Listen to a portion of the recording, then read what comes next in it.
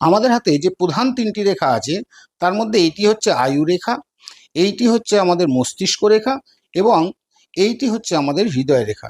আজ আমরা যেটা আলোচনা করব সেটা হচ্ছে মস্তিষ্ক রেখা নিয়ে।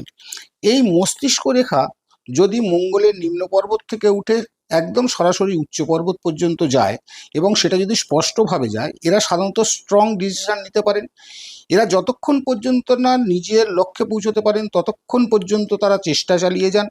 এরা অপরের সঙ্গে যুক্তি পরামর্শ নিয়ে সফল হওয়ার চেষ্টা করেন এবং অনেকেই তাকে জীবনে উন্নতি লাভের জন্য সহায়তা সাপোর্ট করে থাকেন। সেটা পরিবারের কেউ হতে পারে, সেটা আত্মীয় স্বজন হতে পারে, বন্ধুবান্ধব হতে পারে, অর্থাৎ অপরের সহযোগিতা তারা পেয়ে থাকেন। এদের স্মরণ শক্তি অত্যন্ত বেশি থাকে। অনেক আগে ঘটে যাওয়া ঘটনাও এরা স্মরণে রাখতে পারেন বা এদের মনে থাকে।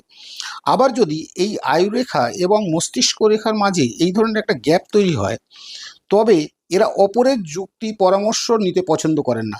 এরা সবসময় নিজের সিদ্ধান্তকেই বড় করে দেখেন এবং নিজের সিদ্ধান্ত অনড় থাকেন। নিজে যেটা সিদ্ধান্ত নেয় সেই সিদ্ধান্ত প্রয়োগ করেই তিনি জীবনে উন্নতি লাভ করতে চেষ্টা করেন এবং উন্নতি লাভ করে থাকেন। ধন্যবাদ।